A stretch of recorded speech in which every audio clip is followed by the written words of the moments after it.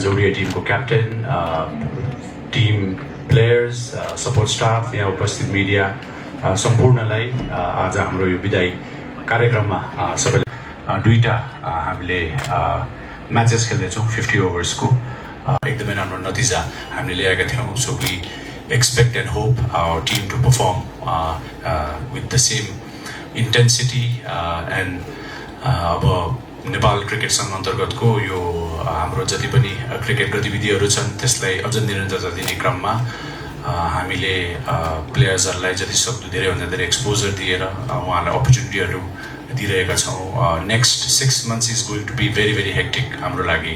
अहिले नै हाम्रो क्यालेन्डर हेर्ने हो भने अबको नेक्स्ट डिसेम्बरसम्ममा हाम्रो खेलाडीहरू नेपालमा लगभग 20-25 दिनभन्दा बाहिर धेरै जस्तो टुर्सहरू, यसपछि CWC पछि एसियन गेम क्वालिफायर्स, त्यसपछि top and series, ACC premier cup, त्यसपछि फेरि एसियन गेम्सको पनि भनौँ न अब टुर्नामेन्टहरू हुन गइरहेको छ र अन्त्यमा गएर अक्टोबरमा हाम्रो लास्ट CWC राउन्ड छ.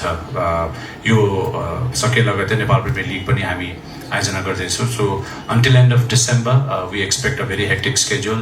त्यसैले प्लेयर म्यानेजमेन्ट लगायत वर्कलोड म्यानेजमेन्टदेखि लिएर सबै कुरामा आई थिङ्क हाम्रो कोचिङ स्टाफ लगायत हाम्रो अफिस म्यानेजमेन्ट लगायत सबैले समन्वय गरेर चाहिँ we have selected the best squad available right now. Competition बढ्दो क्रममा छ, I think which is good for Nepal cricket.